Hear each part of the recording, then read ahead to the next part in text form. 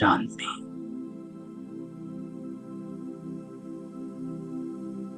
ओम।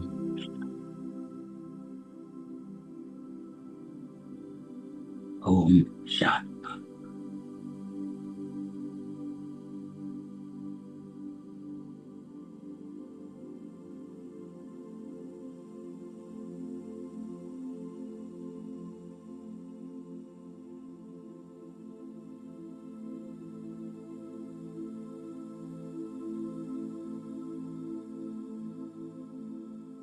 बाबा कहता है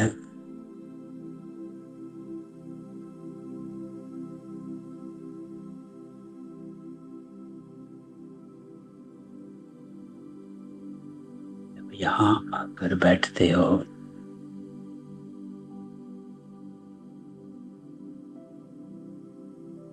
तो देही अभिमानी होकर बैठो।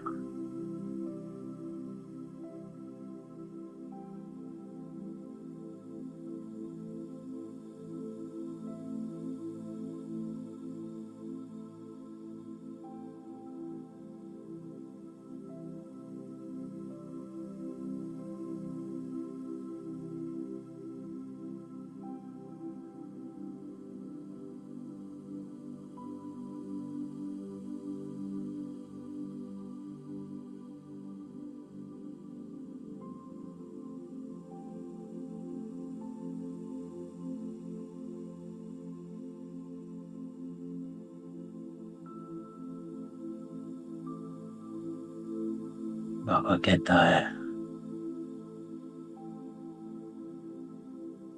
कि आप कौन आकर इकट्ठे हुए हो।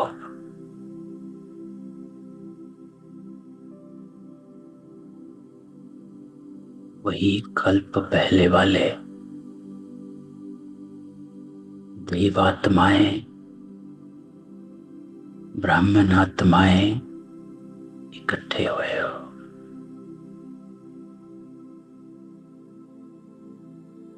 बस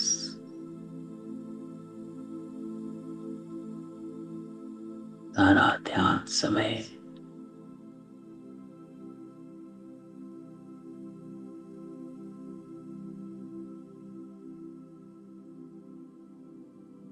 देह को यही छोड़।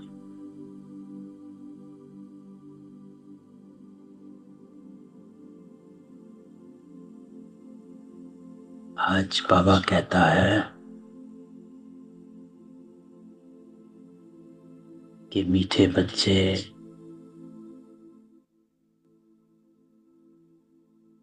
अब विकारों का दान दो।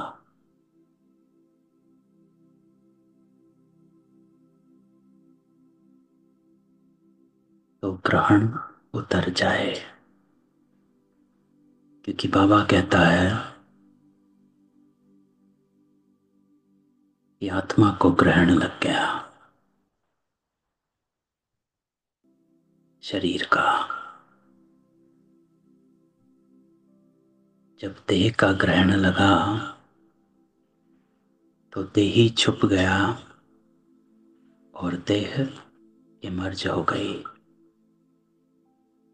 आत्मा छुप गई और शरीर इमर्ज हो गया।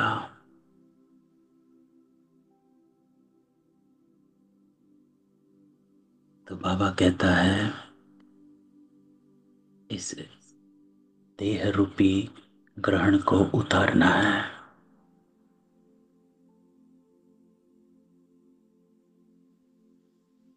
जब आत्मा अपने सत्य स्वरूप में है तो सतो प्रधान है, पवित्र है। इसीलिए मूल वतन में, परम धाम में कोई भी अपवित्र आत्मा है ही नहीं। सब पवित्र आत्माएं हैं।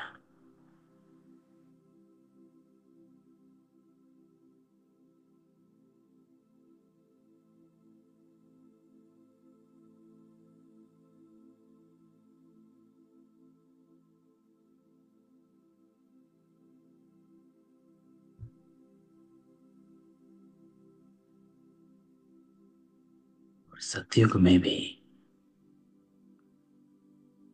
सब पवित्र हैं क्योंकि देही अभिमानी है। तो बाबा कहता है ये दान दो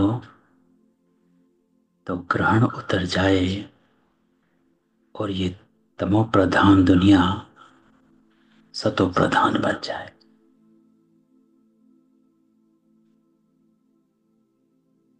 अब विकारों का दान दो और ये पांचों ही विकार मैं ही देह से।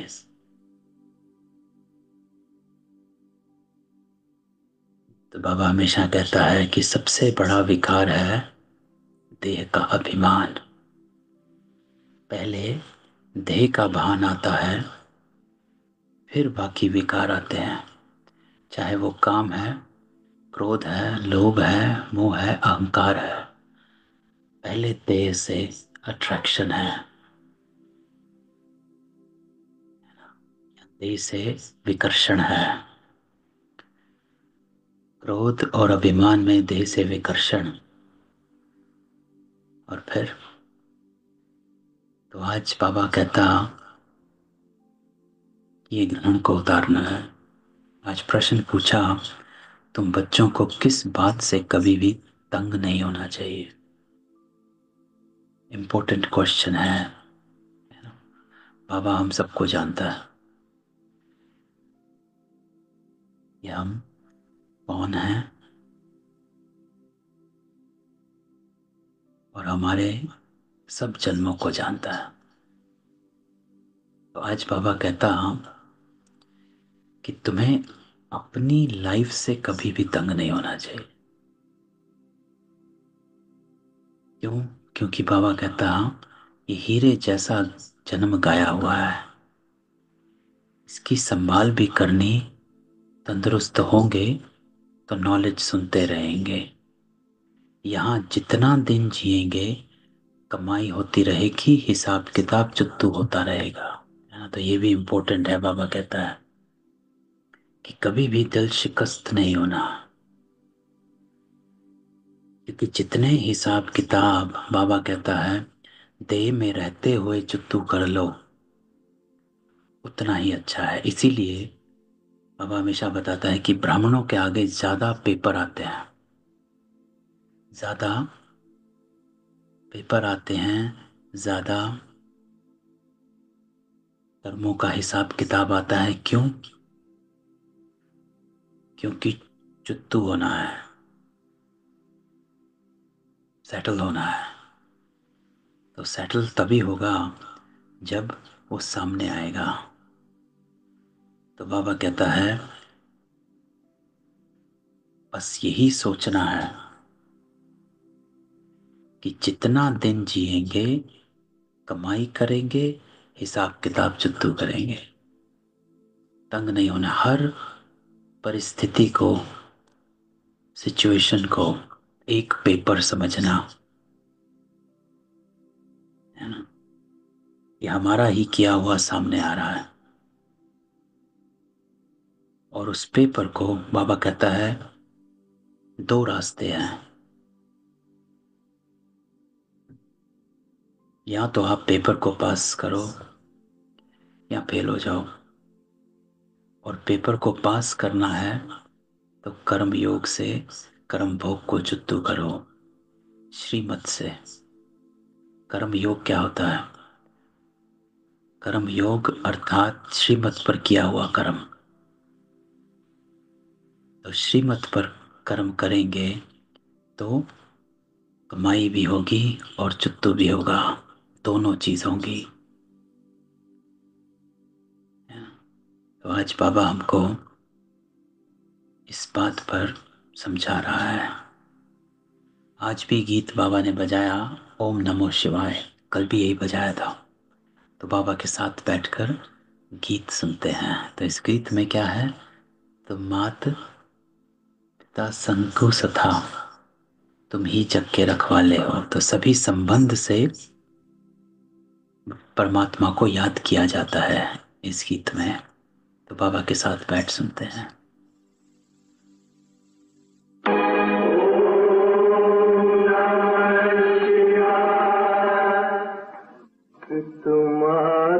सहायक स्वामी सखा, तुम ही सबके रखवारे हो। जिसका कोई आधार नहीं, उसके तुम एक सहारे हो। शांति। आज गुरुवार है। आज गुरुवार है। बाबा कहता तुम बच्चे कहेंगे सत्य गुरुवार। क्यों क्यों इसको सत्य गुरुवार कहा गया? तो बाबा कहता है क्योंकि सतगुरु की स्थापना करने वाला और सत्य नारायण की कथा सुनाने वाला प्रैक्टिकल में तुमको नारायण बनाते हैं और सत्य की स्थापना कर रहे हैं। तो ये सत्य गुरुवार है।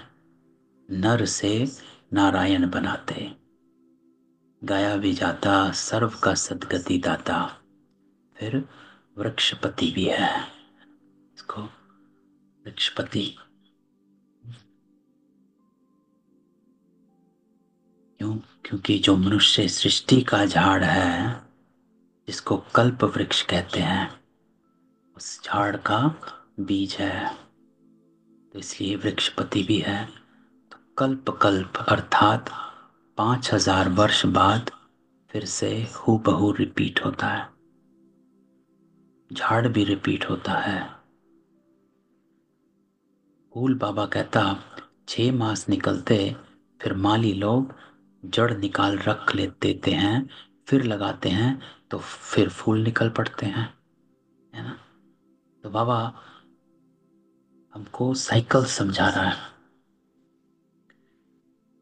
कि ये साइकिल चलती है ना। जैसे लौकिक में भी क्वेश्चन होता है कि बीज पहले आया कि फूल पहले आया, क्योंकि फूलों से ही बीज बनता है और उस बीज से ही पौधा आता है। तो कौन पहले आया? पौधा पहले लगा कि बीज पहले आया, है ना। इसलिए बाबा कहता है ये अनादि चलता है।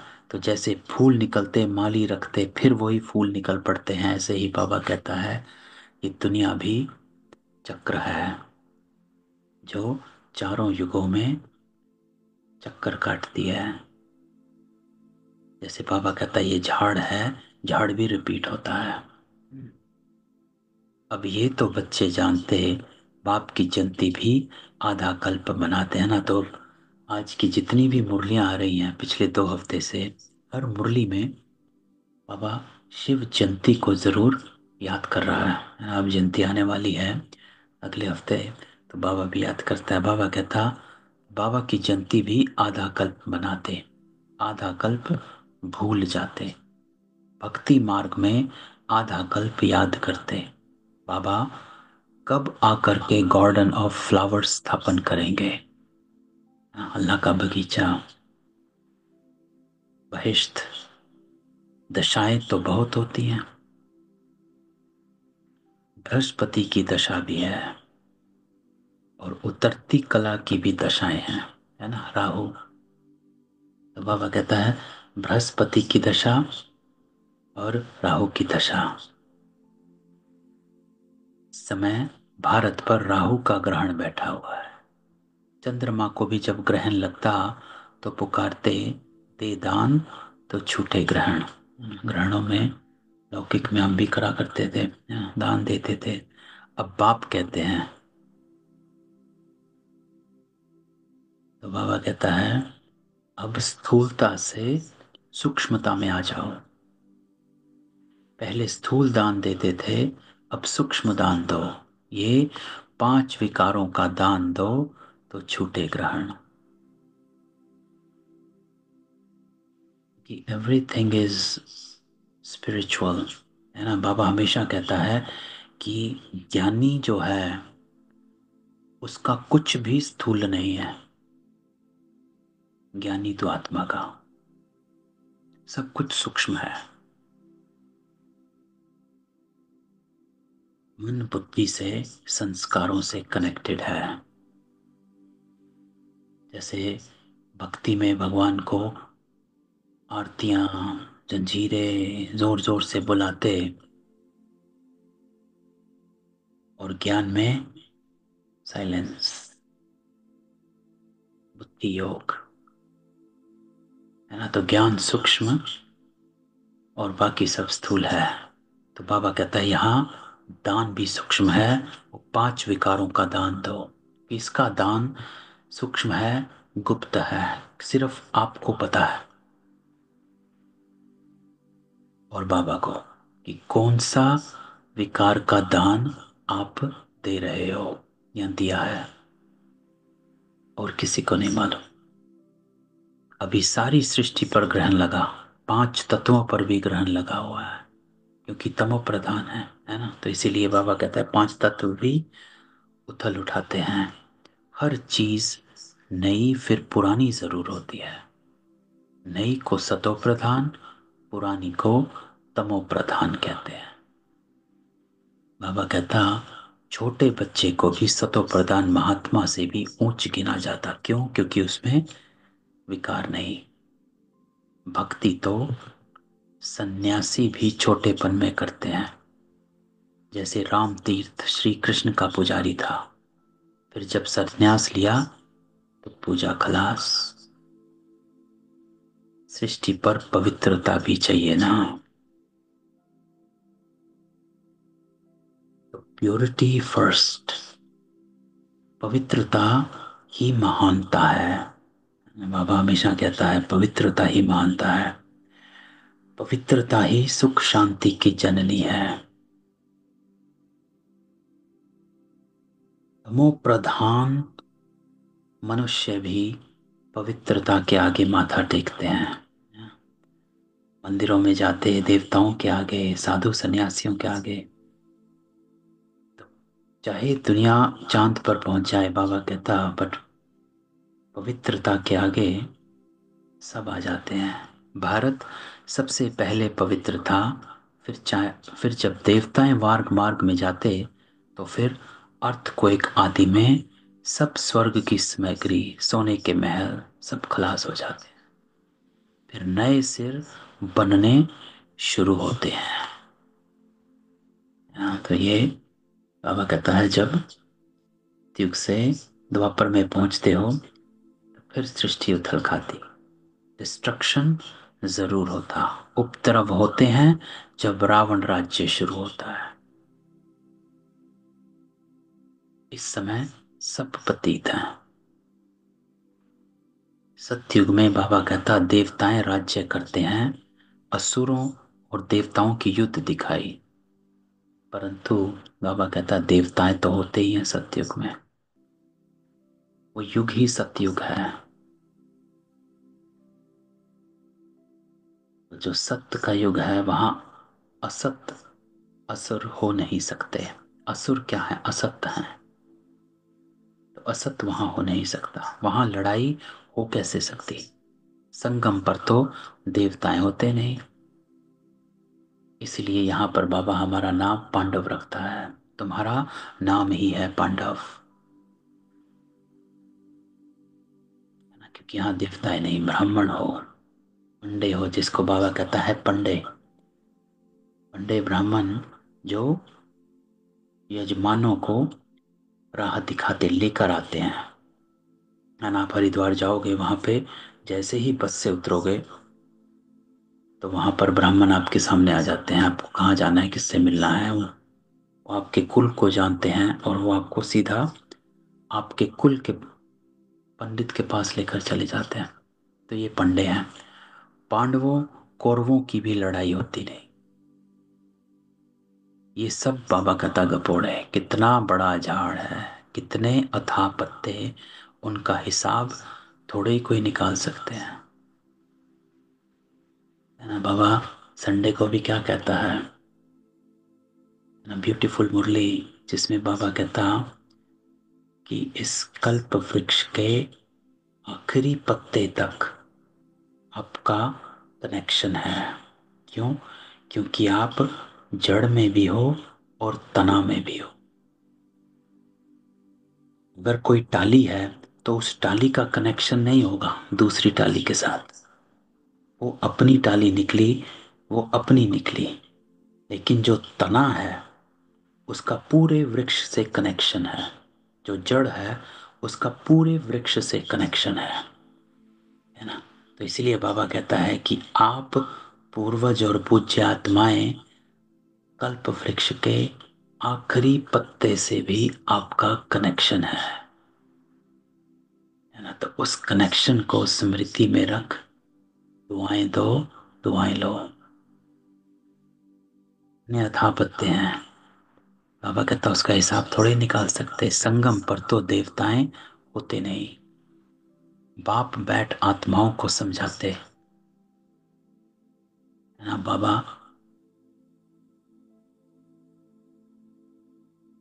ये जब सेंटेंस बोलता है ना बाबा, तो बाबा देखता है कि कौन किस स्थिति में बैठा है। देही अभिमानी होकर बैठे हो या देह में बैठे हो। बाप बैठ आत्माओं को समझाते हैं। तो जब आत्मा सुन रही होती है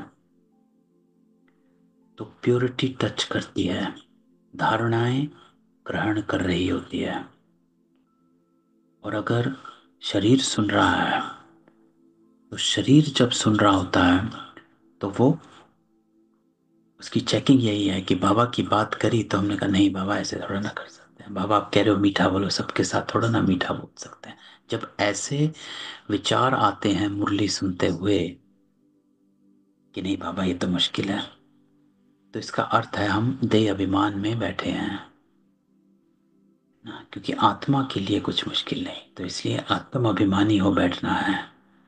आत्मा ही सुनकर कान दिलाती है। तो बाबा यहाँ पर ध्यान खिंचवाता है, आत्मा होकर बैठ जाओ।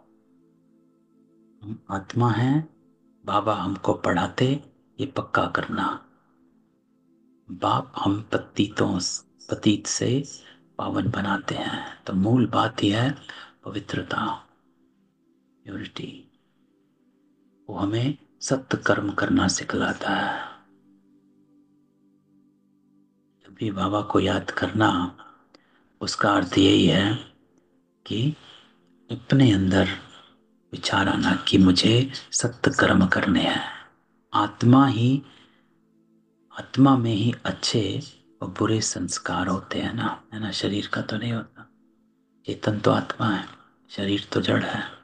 तो आत्मा में ही अच्छे व बुरे संस्कार। कल बाबा ने क्या कहा था कि आत्मा सिर्फ संस्कार लेकर जाती है, मन बुद्धि नहीं लेकर जाती। मन बुद्धि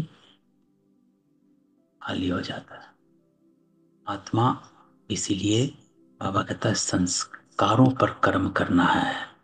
ज्ञान को रटना, ज्ञान पढ़ते रहना, मुरलियां पढ़ते रहना, उससे बाबा कहता सतो प्रधान नहीं बनोगे, है ना। उससे ना पद मिलेगा ना सत्युग मिलेगा।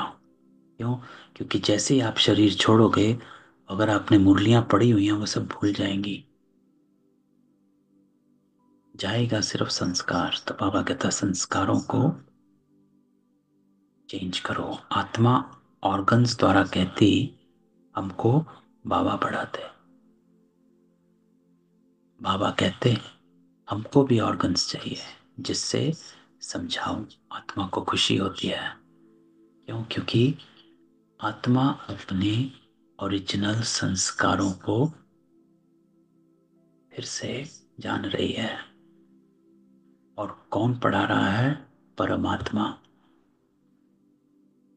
तो आत्मा को उसका टीचर मिल गया, है ना। परमात्मा मिल गया। वरना अब तक मनुष्यों में ही भटके हुए थे। तो बाबा हर 5,000 वर्ष बाद आते हमको सुनाने। तो सामने बैठे हो ना, हाँ, किसके सामने बैठे हो? मधुबन की ही महिमा है। आत्माओं का बाप तो वह है ना, उन सब उनको बुलाते। तुमको यहाँ सम्मुख बैठने में मजा आता है। तो बाबा कहता परंतु यहाँ सब तो रह नहीं सकते हैं। मधुबन में बाबा हमेशा करता था कि कौन आया आया और फिर जाओ, हैं? बादल भरो और जाके बरसो। अपनी कारोबार सर्विस आदि को भी देखना है। आत्माएं सागर के पास आती, धारण कर फिर जाओ औरों को सुनाना, है ना, बरसो जाकर। है ना, बाबा ही कहता था, बादल आए बरसे, भरो और जाओ, नहीं तो औरों का कल्याण कैसे करोगे। है ना, ये भी एक कर्म है, श्रेष्ठ कर्म, दूसरों को परमात्मा का परिचय देना। है ना, इसलिए बाबा कहता है सर्विस, औरों का कल्याण करना। योगी और ज्ञानी तो आत्मा को शौक रहता, हम जाकर औरों को भी समझाएं। अब शिव जयंती मनाई जाती है ना, भगवान उवाच है, भगवान उवाच, श्री कृष्ण के लिए नहीं कह सकते। क्यों? क्योंकि श्री कृष्ण है देवी गुणों वाला मनुष्य है, भगवान नहीं, भगवान तो निराकार है। तो बाबा कहता है श्री कृष्ण तो मनुष्य है, डेटिज्म कहा जाता है। अब बच्चे ये तो समझ गए कि अभी देवी देवता धर्म नहीं है, स्थापना हो रही है, सैपलिंग लग रहा है, जिसको बाबा कहता है कि दैविक धर्म की स्थापना हो रही है। तुम ऐसे नहीं कहेंगे कि हम अभी देवी देवता धर्म के हैं, नहीं, अभी तुम ब्राह्मण धर्म के हो, देवी देवता धर्म के बन रहे हो। तो आज बाबा कहता है कि अभी अपने आप को देवी देवता धर्म के नहीं कह सकते, अभी बन रहे हो। यह है नर से नारायण बनने की कथा।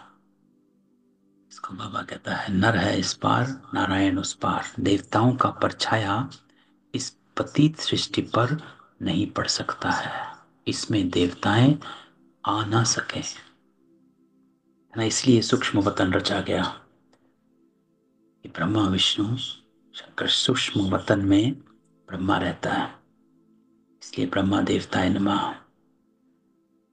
तुम्हारे लिए नई दुनिया चाहिए। लक्ष्मी की भी पूजा करते हैं तो घर की कितनी सफाई कर देते, है ना। तो बाबा कहता है एक लक्ष्मी को बुलाने के लिए घर की सफाई करते हैं, तो इतने देवताओं ने आना है, तो अब इस सृष्टि की भी कितनी सफाई होनी है, तो पूरी सृष्टि की सफाई होनी चाहिए, है ना। सब देवताएं आने वाले हैं, इसलिए बाबा कहते हैं इस पति कचरे वाली दुनिया में देवता आ नहीं सकते, सारी पुरानी दुनिया खत्म हो जानी है।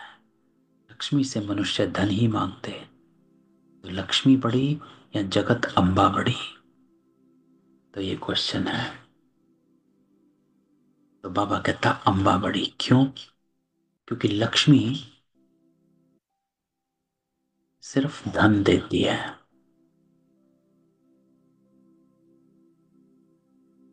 एक चीज। जगत अम्बा तुमको स्वर्ग का मालिक बनाती है, सर्व शक्तियां देती है, ज्ञानी तो आत्मा बनाती है ना। इसीलिए जगत अम्बा बड़ी हो जाती है। लक्ष्मी बड़ी या जगत अम्बा बड़ी? किसी ने उत्तर दिया अम्बा, है ना। अम्बा के मंदिर भी बहुत है, इसलिए अम्बा के मंदिर बहुत। मनुष्यों को कुछ भी पता नहीं, तुम समझते हो लक्ष्मी तो स्वर्ग की मालिक, और जगत अम्बा जिसको सरस्वती भी कहते, वही जगत अम्बा फिर यह लक्ष्मी बनती है। तुम्हारा पद ऊंच है, देवताओं का पद कम है। किसका पद ऊंच? ब्राह्मणों का, है ना। ऊंचते ऊंच तो ब्राह्मण चोटी है ना, तुम हो सबसे ऊंच, तुम्हारी महिमा है। सरस्वती जगत अम्बा, उनसे क्या मिलता है? सृष्टि की बादशाही, इसीलिए अम्बा बड़ी कहा जाता है, इसीलिए अम्बा के मंदिर बहुत हैं। वहां तुम धनवान बनते हो, विश्व का राज्य मिलता है, फिर गरीब बनते हो, भक्ति मार्ग शुरू हो जाता है, फिर लक्ष्मी को याद करते हैं। हर वर्ष लक्ष्मी की पूजा भी होती है, लक्ष्मी को हर वर्ष बुलाते हैं। जगत अम्बा को कोई हर वर्ष नहीं बुलाते, जगत अम्बा की तो सदैव पूजा होती ही है। जब चाहें तब अम्बा के मंदिर में जाएं। बाबा कहता लक्ष्मी की तो एक ही दिन पूजा करते हैं, दिवाली पे हैं। बाकी जगत अम्बा की तो सदैव पूजा होती ही रहती है। जहाँ यहाँ भी जब चाहो जगत अम्बा से मिल सकते हो। तुम भी जगत अम्बा हो ना, है ना, बाबा सबको कहता है। क्यों? क्योंकि तुम भी सबका कल्याण करते हो। तुम भी सबको सृष्टि के, जो बाबा कहता है, सृष्टि की बादशाही देने का मार्ग बताते हो। सबको विश्व का मालिक बनने का रास्ता बताने वाले हो। कल भी बाबा ने कहा था लाइट हाउस, तुम ब्राह्मण हो लाइट हाउस, तुम सबको रास्ता बताते हो। जगदम्बा के पास सब कुछ जाकर मांगते हैं, लक्ष्मी से सिर्फ धन। उनके आगे तो सब कामनाएं रखेंगे। तो सबसे ऊंच मर्तबा तुम्हारा अभी है ना। इसलिए जगदम्बा क्या है? ब्राह्मण, ऊंचते ऊंच। जबकि बाप के आकर बच्चे बने, बाप वर्षा देते हैं, तो सबसे ऊंच मर्तबा बाबा कहता है ब्राह्मणों का। तो अभी तुम हो ईश्वर संप्रदाय, फिर होंगे दैवी संप्रदाय। तो बाबा कहता अभी हो ईश्वरीय। तो किसकी बुद्धि से चलना है? तो हमेशा अपने आप से क्वेश्चन पूछना है कि मैं किसकी बुद्धि से चल रही हूं,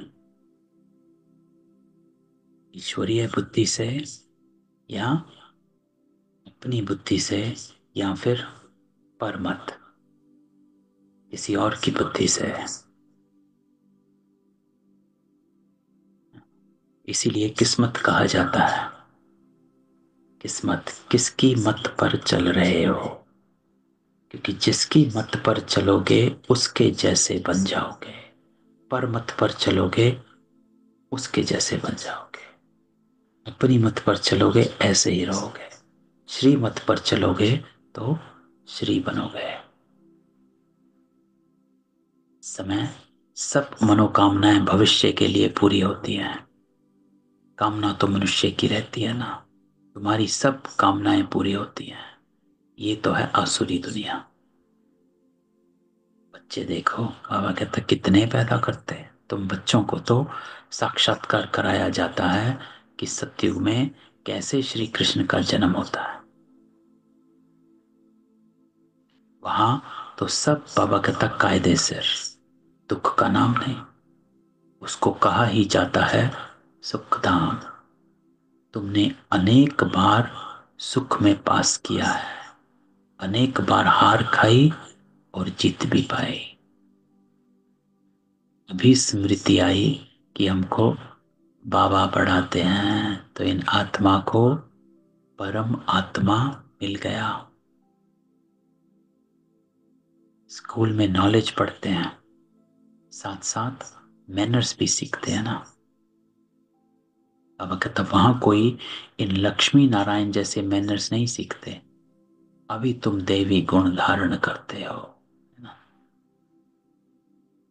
तो बाबा हमेशा कहता है अपने को आत्मा समझ, बाबा को याद करो और दैवी गुण भी धारण करने हैं। सारा मदार धारणा पर है, संस्कारों पर है। महिमा भी उनकी ही गाते हैं। सर्वगुण संपन्न, संपूर्ण निर्विकारी, 16 कला संपूर्ण, है ना। तो आप देखेंगे इस महिमा में ज्ञान का नाम नहीं है। सर्वगुण संपन्न, 16 कला संपूर्ण, संपूर्ण निर्विकारी, मर्यादा पुरुषोत्तम, डबल अहिंसक, है ना। ये गायन है देवताओं का। उसमें ये नहीं कहते कि ज्ञानी, देवताओं को ज्ञानी नहीं कहा जाता। इसीलिए बाबा कहता है कि धारणा वाले बनो, क्योंकि ज्ञान तो उड़ जाएगा। तो इस ज्ञान को गुण बनाना सीखो, है ना। ज्ञान मिला तो अब उसको प्रोसेस करना है। तो ज्ञान को गुण बनाने का प्रोसेस वो हमारे अंदर है कि हम उस ज्ञान के पॉइंट को लें और कर्म में लाएं। कर्म में लाते हैं तो लाते रहते फिर वो हमारा गुण बन जाता है ना। पहले कड़वे बोलते थे, अब मीठा ही बोलते हैं। क्यों? हमने उस ज्ञान के पॉइंट को गुण बना लिया। पहले गुस्सा होते थे, अब नहीं होते। क्यों? हमने उस ज्ञान को गुण बना लिया।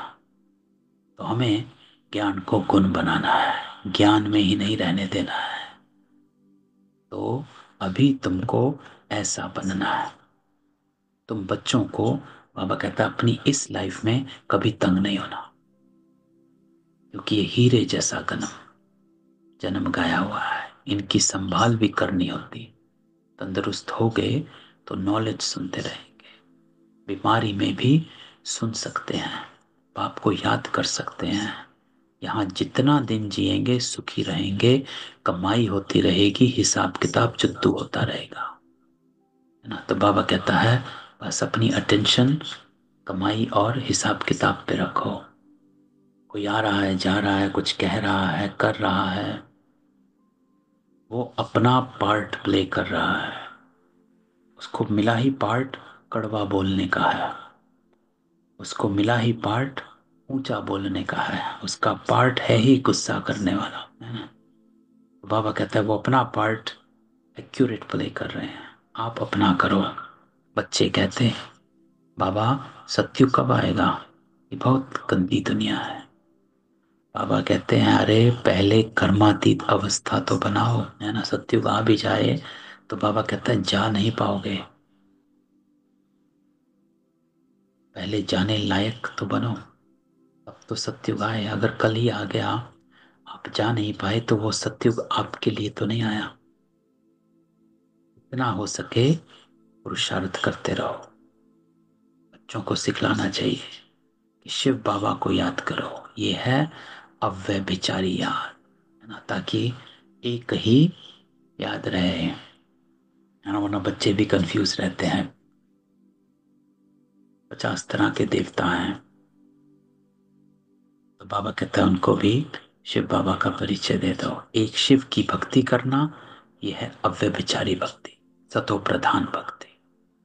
फिर देवी देवताओं को याद करना, वो है सतो भक्ति। फिर क्या होती है? रजो भक्ति, जहां पर साधु संत हो जाते हैं। फिर है तमो प्रधान भक्ति, जिसमें पेड़ पौधे जानवर सबकी पूजा होने लग जाती है ना, वो तमो प्रधान हो गई। मनुष्य, जिसको बाबा कहता है भूत पूजा होने लग जाती है।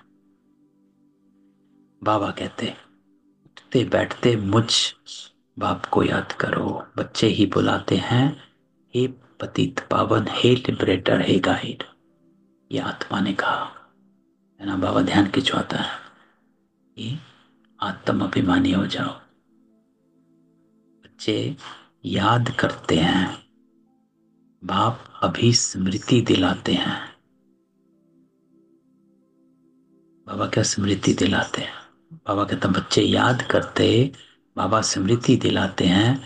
तुम याद करते आए हो कि दुख हरता सुख करता आओ, आकर दुख से छुड़ाओ, लिबरेट करो, शांति धाम में ले जाओ। तो बाप कहते हैं तुमको शांति धाम में ले जाऊंगा, फिर सुख धाम में तुमको साथ नहीं देता हूं, साथ अभी ही देता हूं। सभी आत्माओं को घर ले जाता हूं ना। कल भी बाबा ने कहा था सर्व की सदगति करता हूं, सबको लेके जाता हूं। मेरा अभी पढ़ाने का साथ है और फिर घर ले जाने का। बस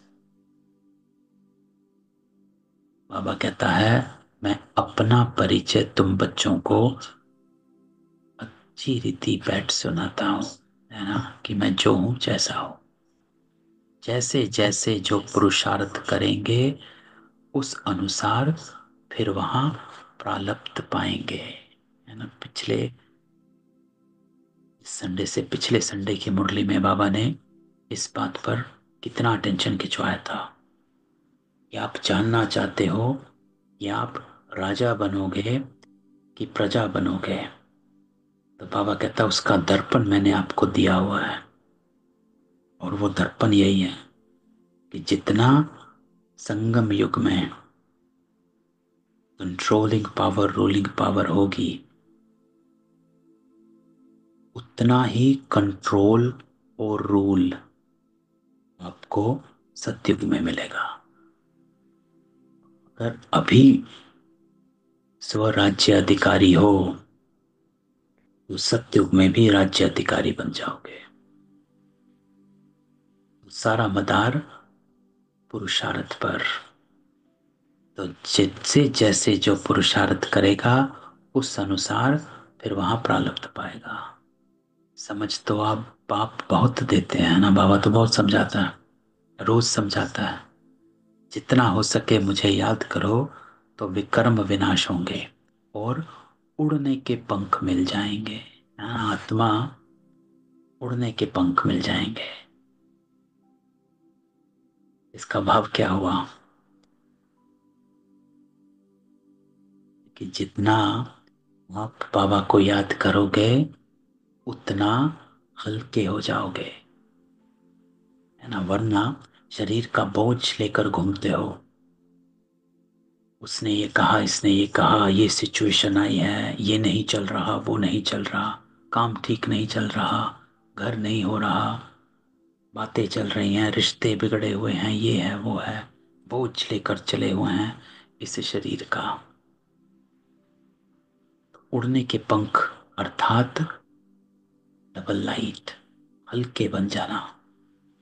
जब आप अपने को इस देह से अलग कर देते हो, कल की मुरली में बाबा ने क्या कहा था, पहली ही लाइन, जीते जी मरना,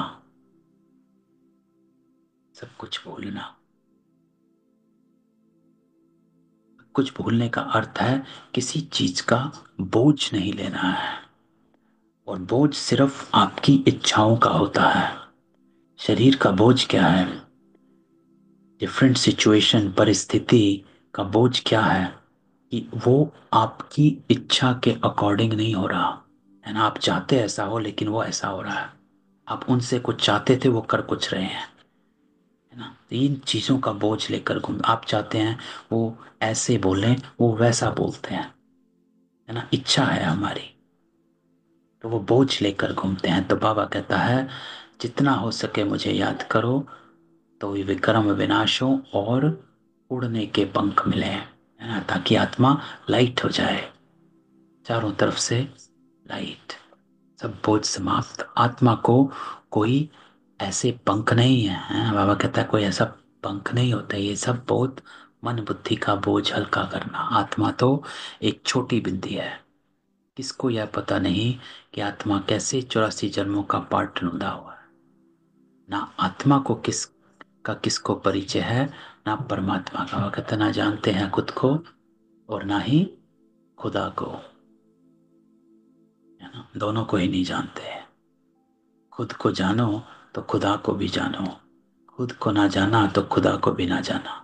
तब बाप कहते हैं मैं जो हूं, जैसा हूं, मुझे कोई भी जान नहीं सकता है ना। अपने आप बाबा कहता कोई नहीं जानता, मेरे द्वारा ही मुझे और मेरी रचना को जान सकते हैं। तो बाबा कहता है मैं ही आकर अपना परिचय देता हूं, मैं ही आकर तुम बच्चों को अपना परिचय देता हूं।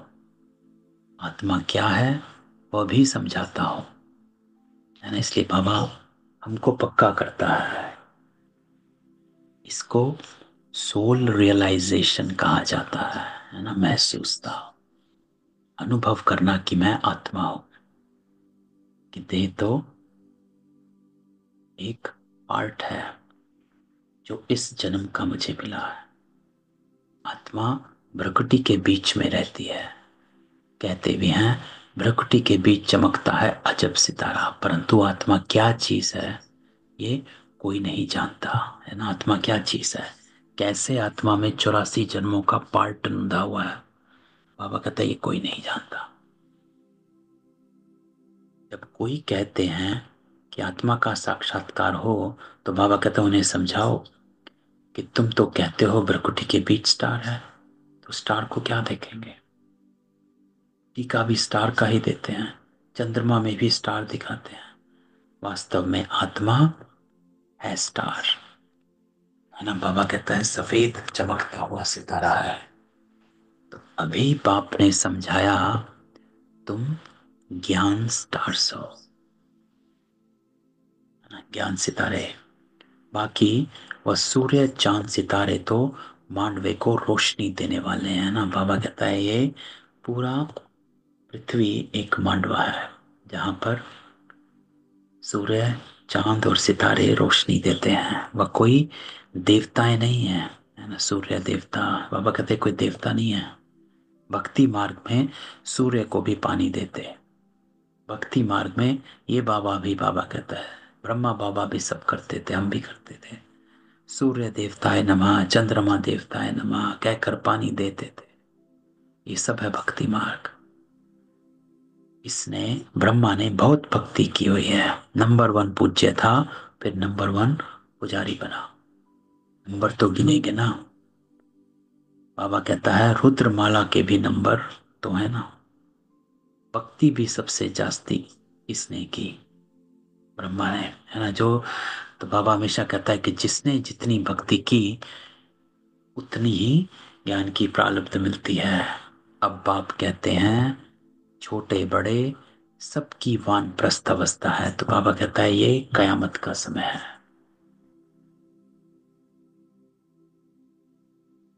तो चाहे कोई छोटा बच्चा है, चाहे वो बूढ़ा, सबकी वानप्रस्थ अवस्था। अभी मैं सबको ले जाऊंगा, फिर यहां आएंगे ही नहीं,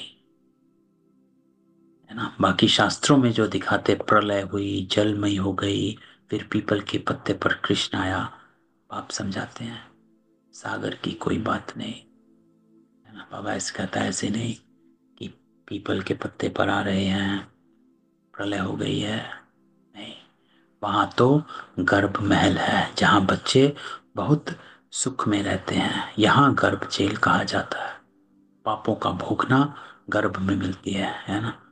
आधी पापों की भोगना होती जब शरीर छोड़ रही होती है आत्मा, बाकी मिलती जब वो दूसरा जन्म ले रही होती है, ये भी चलता है। तो पापों की भोगना गर्भ में मिलती। फिर भी बाप कहते हैं मन मना बाबा, अर्थात मुझे याद करो। बाबा को याद करना प्यूरिटी, पवित्रता को इमर्ज करना, सत्कर्म को इमर्ज करना।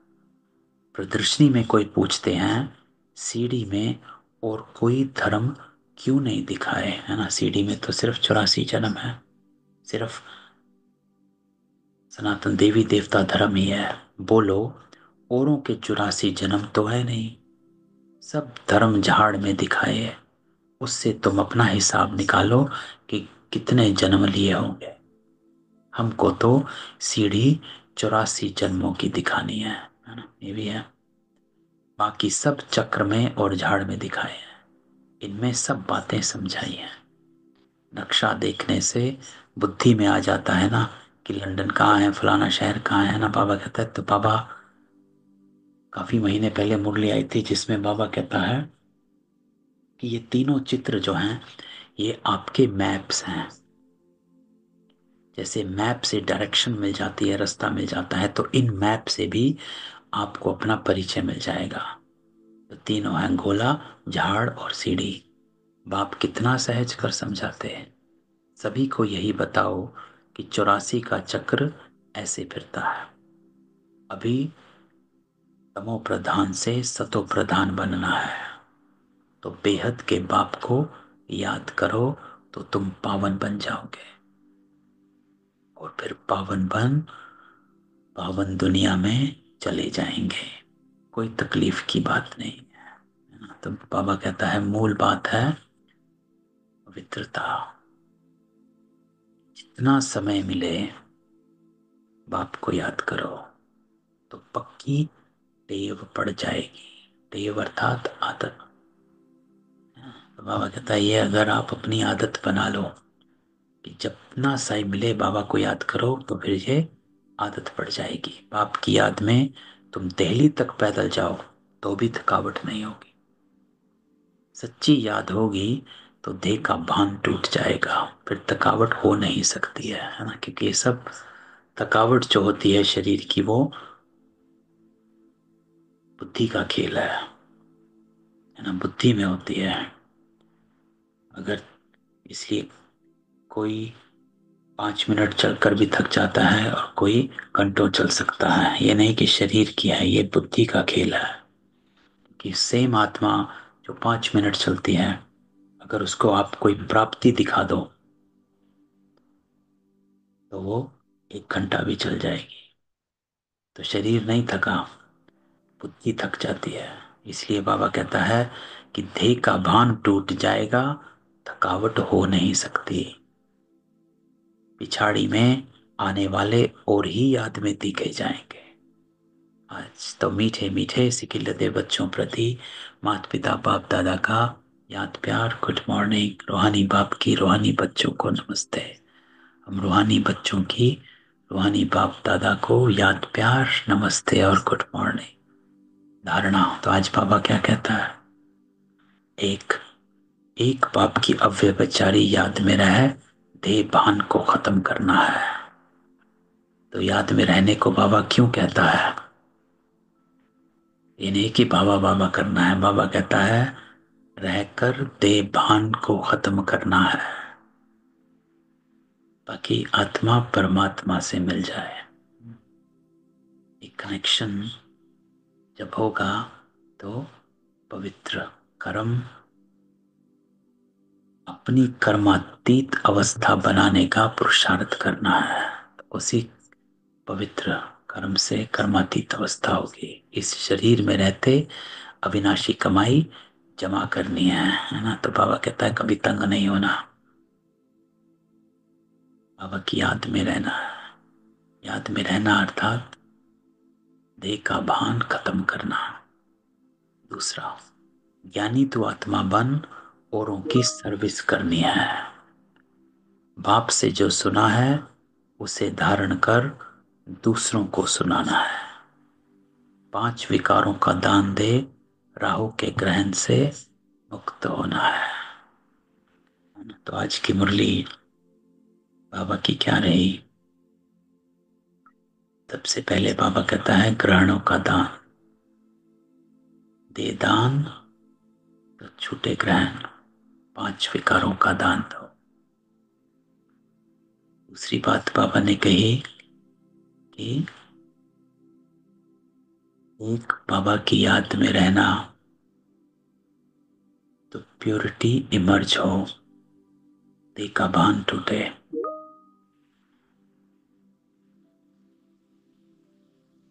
बस ये थी आज की बाबा की मुरली। सबको अनम्यूट करते हैं, किसी का कोई क्वेश्चन हो?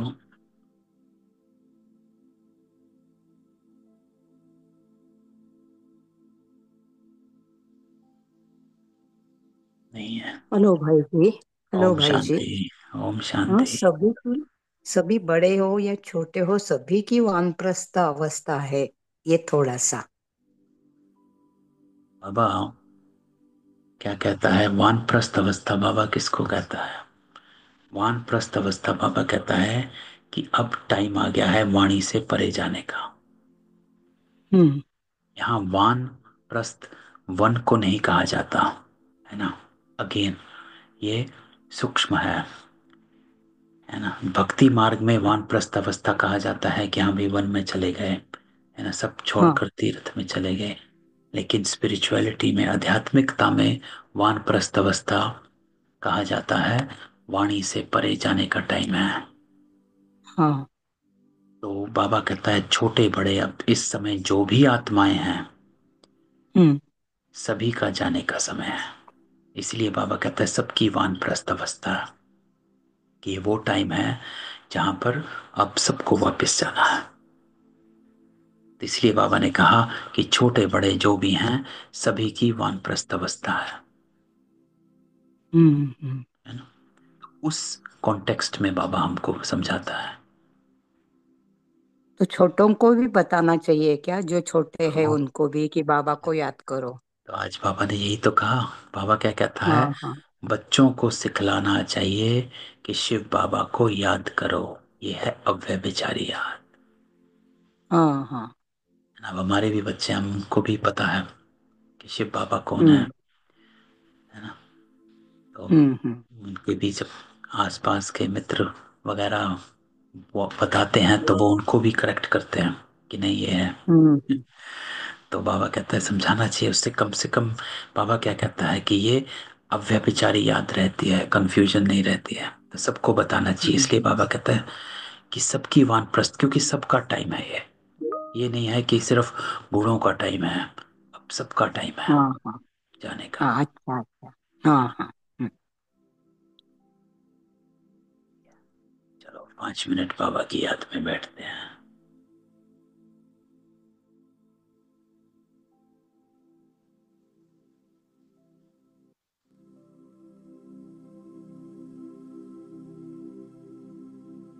तो अभी बाबा ने जो कहा उसको आत्मसात करो, या जो परमात्मा मुझ आत्मा को या समझाने आया,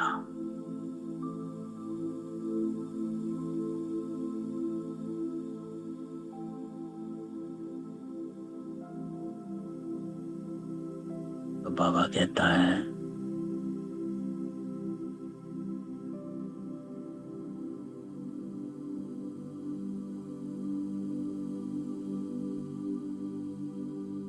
कि तुम बच्चों को इस लाइफ में तंग नहीं होना। कमाई होती रहे, हिसाब किताब चुस्त होते रहे, पवित्रता।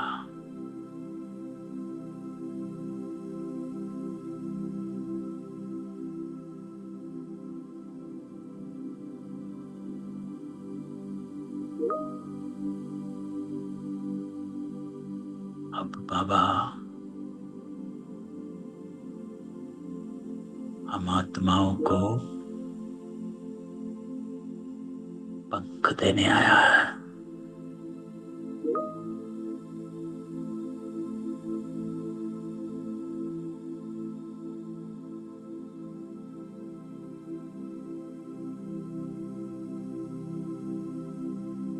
तो बस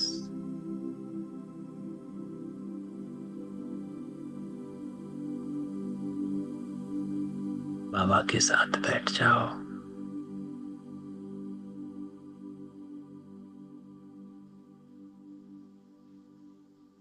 और अपने को आत्मा रियलाइज करो।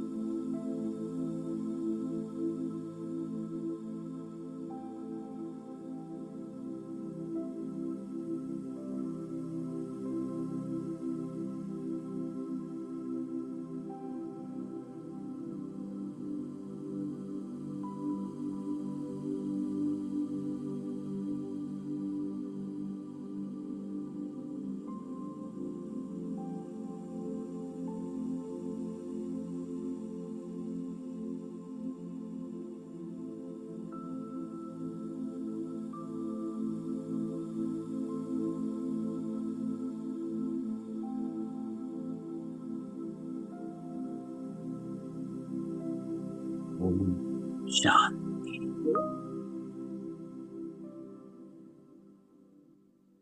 ओम शांति भाई ओम जी। शांति। ओम शांति। ओम शांति भाई जी। ओम शांति। ओम